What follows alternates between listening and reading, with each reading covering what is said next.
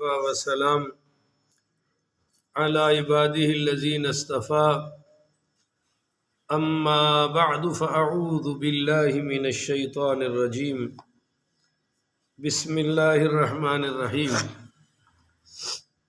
معزز سامعین، 11 فروری بروز ہفتہ 2023 بعد نماز عشاء کا یہ درس قرآن انشاءاللہ تفسیر سورہ بنی اسرائیل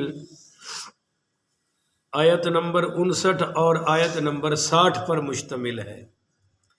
اللہ تعالیٰ سے دعا ہے اللہ تعالیٰ شرح صدر کے ساتھ حق سچ بیان کرنے کی توفیق عطا فرمائے، اور اللہ تعالیٰ عمل والی باتوں پر عمل پیرا ہونے کی توفیق عطا فرمائے۔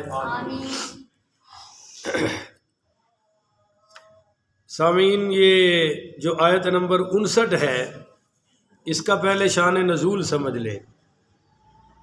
کفار مکہ نے نبی کریم علیہ الصلاۃ والسلام کی بارگاہ میں حاضر ہو کر کچھ مطالبات رکھے کہ ہمارے مطالبات پورے کریں تو ہم ایمان لے آئیں گے۔ پہلا مطالبہ یہ تھا کہ یہ جو صفا کا پہاڑ ہے نا، اس کو فوراً آپ سونے کا بنا دیں تو ہم ایمان لے آئیں گے۔ دوسرا یہ تھا کہ یہ جو بے آب و گیا پہاڑ ہیں، یعنی یہ پہاڑی پہاڑ ہیں، آپ ان پہاڑوں کو ختم کر کے ہمارے لیے زمین کا انتظام کر دیں تاکہ ہم بھی کھیتی وغیرہ اگا سکیں، باغات بنا سکیں۔ اچھا جی، اس طرح کے اور بھی کچھ بےہودہ مطالبات تھے۔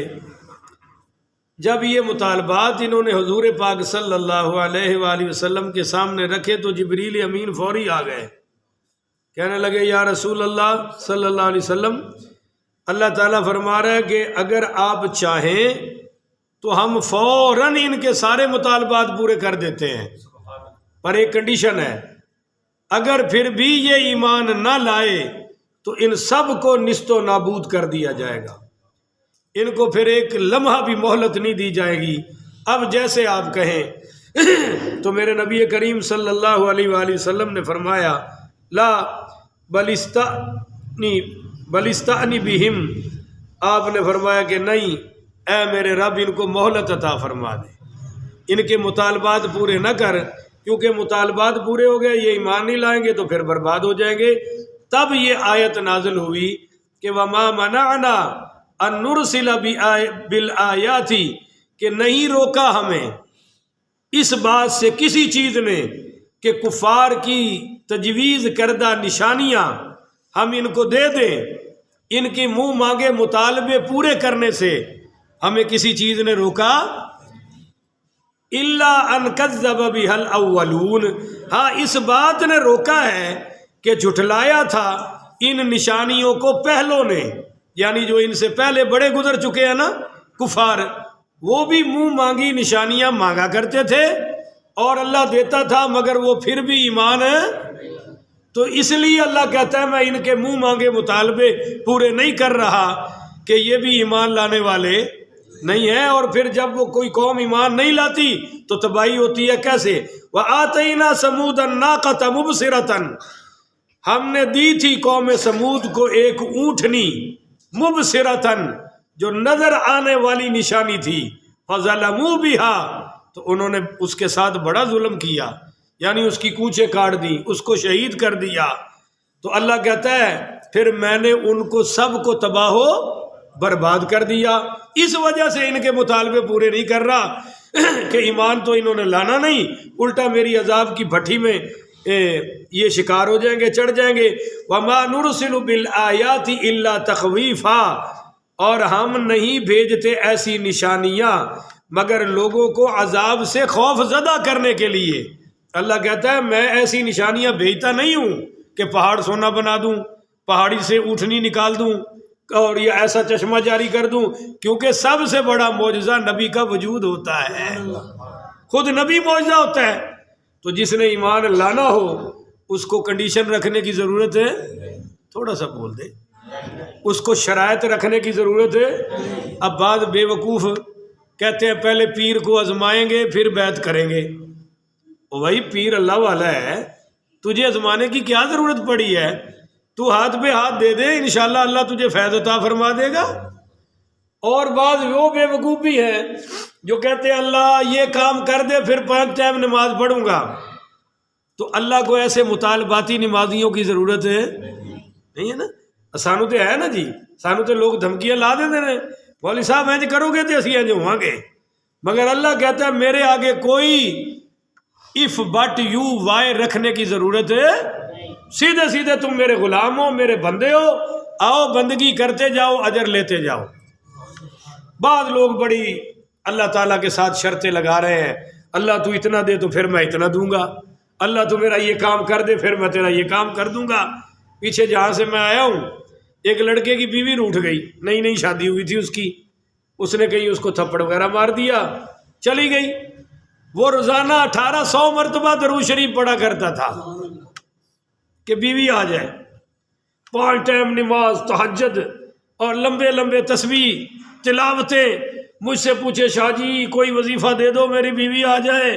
میں کہا تیری بیوی جہاد کشمیر تے گئی ہے، آ ہی جائے گی، انہیں کہڑا شہید ہو جانا جڑی تیری فکر پئی ہے۔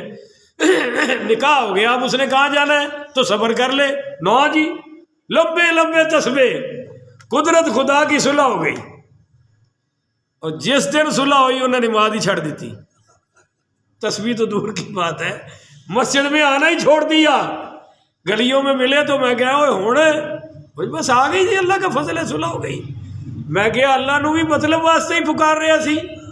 تو اس قسم کے مطلبی نمازی، مطلبی ذاکر، بولو بھائی اللہ کو پسند ہے، بندے ہو، بندوں کا کام ہے بندگی کرنا، ان کو کرنی چاہیے ہر حالت میں جی۔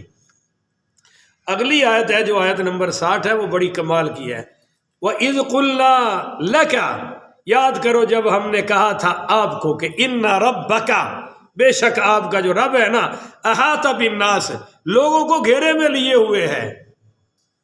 بولو بھائی، لوگوں کو کوئی اللہ کی طاقت سے باہر نہیں ہے، کوئی اللہ کی پکڑ سے باہر نہیں ہے۔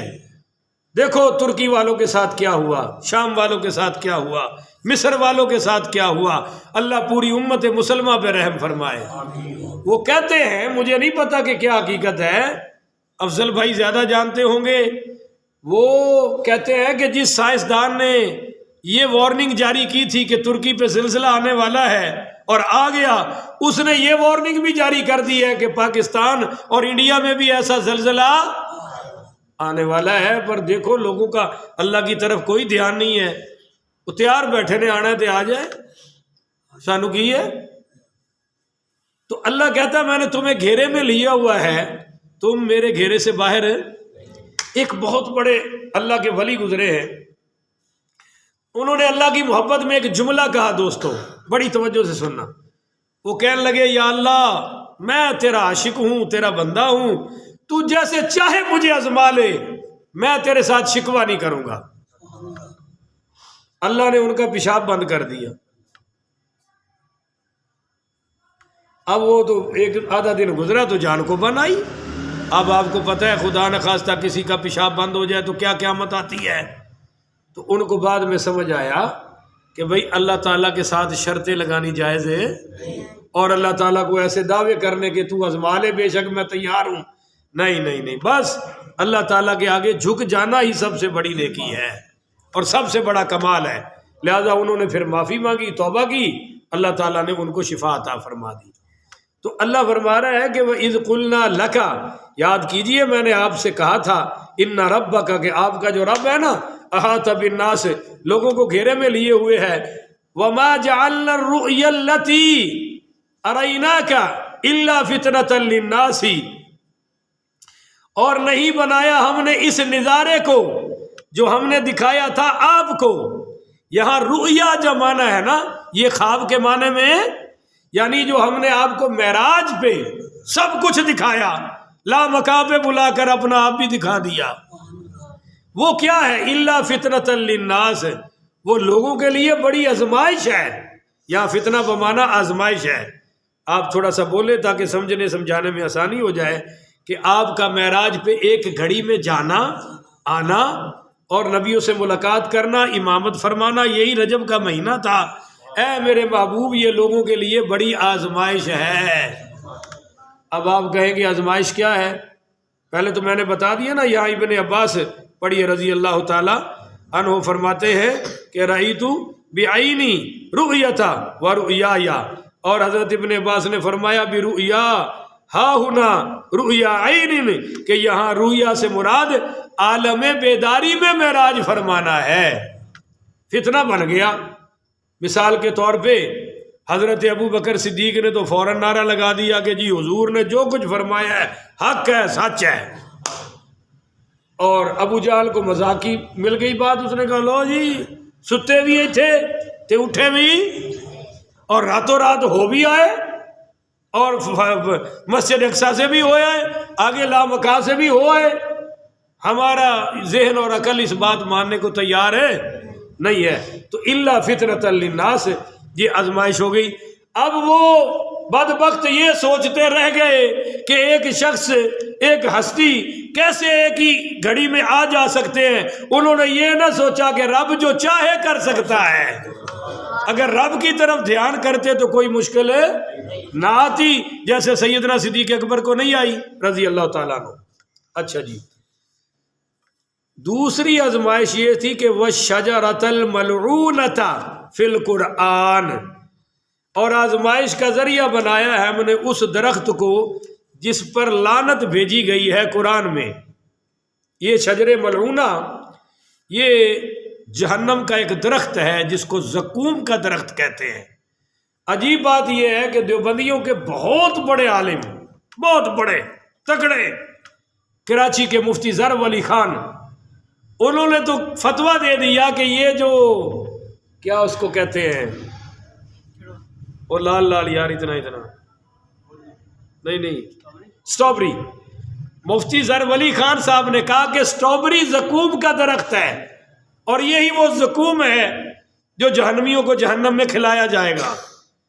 اور دوسرے انہی کے مولویوں مفتی طارق مسعود نے بھی اس سے اتفاق ہے، اور ہمارا بھی اتفاق نہیں ہے کہ سٹرابری وہ جہنم کا درخت ہے۔ بولو بھائی، جہنم کا درخت ہے۔ اچھا، اب قرآن کہہ رہا ہے کہ جہنم میں ایک درخت ہے جس پر لعنت کی گئی ہے، اور وہ ایسا درخت ہے جناب دنیا میں بھی ہے، دنیا میں بھی ہے، اب کس علاقے میں پایا جاتا ہے مجھے نہیں پتا، پر وہ جہنم میں ہوگا اور جہنمیوں کو اس کا پھل کھلایا جائے گا۔ اس پر ابو جہل نے بڑی بھفتیاں کسی، اس نے کہا جی عجیب بات ہے کہ آپ تو کہتے ہیں جہنم میں پتھر جل جائیں گے، کافر جل جائیں گے، اور درخت کھڑا رہے گا۔ اللہ کہتا ہے الا فتنۃ للناس، یہ بھی لوگوں کی آزمائش کا ذریعہ تھا کہ اللہ جو چاہے وہ کر سکتا ہے۔ بولو جی، اللہ جو چاہے وہ۔ اب ایسا لباس بن گیا ہے، جیکٹیں بن گئی ہیں جو فائر پروف ہیں، آگ پروف ہیں، ان پر آگ اثر نہیں کرتی، تو جہنم میں ایسا کیوں نہیں ہو سکتا؟ اچھا، جو جہنم کو کنٹرول کرنے والے فرشتے ہوں گے ان کو بھی جہنم جلا، وہ ہوں گے جہنم میں ہی، جو جہنم کے کنٹرولر فرشتے ہیں، پر بولو بھائی ان پر جہنم کوئی اثر ہے؟ اللہ جس پر چاہے گا آگ اثر کرے گی، جس پر چاہے گا آگ اثر ہے وہ محفوظ رہے گا۔ آپ چپ رہو بھائی۔ تو وَالشَّجَرَةَ الْمَلْعُونَةَ، پتہ چلا کہ درخت تنگ کرے تو اس پر لعنت کرنی جائز ہے، سواری ہو جو بھی ہو۔ ہاں، ایک درخت کو شجرہ طیبہ کہا گیا ہے، وہ کھجور کا درخت ہے۔ ایک درخت کو شجرہ مبارکہ کہا گیا ہے، وہ زیتون کا درخت ہے۔ اور سورہ صافات میں بھی زقوم کا ذکر ہے، یعنی اس شجر ملعونہ کا، اور سورہ دخان میں بھی اس کا ذکر ہے۔ میں آیات اس لیے نہیں پڑھ رہا کہ ہمارا ٹائم زیادہ ہو جائے گا، تو بہرحال اللہ فرما رہا ہے کہ آپ کا ایک ہی رات پہ جانا، کیا یہ معجزہ نہیں؟ آپ بولو نا، تو کیوں نہیں یہ ایمان لائے؟ ان کو تو معجزہ ہی چاہیے تھا نا، لے آئے۔ اور جہنم ابھی بننی ہے، جہنمیوں نے جہنم میں جانا ہے، آپ کو پہلے ہی آپ خبر دے رہے ہیں کہ جہنم کا ایک درخت ہے جو جہنمیوں کی غذا بنے گا، شجرہ ملعونہ، تو یہ ایمان کیوں نہیں لا رہے؟ اللہ کہتا ہے وَنُخَوِّفُهُمْ، ہم ان نافرمانوں کو نافرمانی کے انجام سے ڈراتے رہتے ہیں، پر اللہ کہتا ہے فَمَا يَزِيدُهُمْ إِلَّا طُغْيَانًا كَبِيرًا، ہم ان کو ڈراتے ہیں، پس نہ بڑھایا اس ڈرانے نے انہیں مگر یہ دوبارہ سرکشی کرنے لگے، اللہ کہتا ہے میں جیسے جیسے ڈراتا جا رہا ہوں ان کی بدماشی بڑھتی جا رہی ہے، ان کی بدماشی۔ ہاں جی، جب کسی کی بدبختی حد کو کراس کر جائے اس پر کسی کی نصیحت اثر کرتی، ان زمانہ سمجھائے، ان ماں پیو سمجھان، پیر مرشد سمجھان، استاد سمجھان، علماء سمجھان، ان دے سامنے قرآن پڑھو، حدیث پڑھو، بولو بھائی اس پر کوئی شے اثر ہے؟ اللہ کہتا ہے ایسا ہی بدبختوں کا، جہنمیوں کا حال تھا کہ میں ان کو سمجھاتا گیا، ڈراتا گیا، آپ سمجھاتے گئے، ڈراتے گئے، مگر یہ اپنی سرکشیوں سے، بدماشیوں سے باز نہیں آئے، تو اب میں ان سے نپٹوں گا، دنیا میں بھی آگے بھی۔ دنیا میں کیا نپٹا؟ بدر میں ذلیل ہوئے، احد میں ذلیل ہوئے، خندق میں ذلیل ہوئے، تبوک میں ذلیل ہوئے، جیسے جیسے جہاں جہاں جس میدان میں یہ صحابہ کے مقابلے میں آئے اللہ نے ان کو ذلیل و خوار کیا۔ قبر اور حشر کی ذلت و خواری تو پھر باقی ہے، وہ تو قرآن بھرا پڑا ہے اس سے۔ بہرحال کافروں کی تمام صفات سے اللہ تعالی ہماری حفاظت فرمائے، اور اللہ تعالی ہمیں حق سچ پر، قرآن و حدیث پر عمل کرتے ہوئے زندگی گزارنے کی توفیق عطا فرمائے۔ آخر ودعوانا ان الحمدللہ رب العالمین۔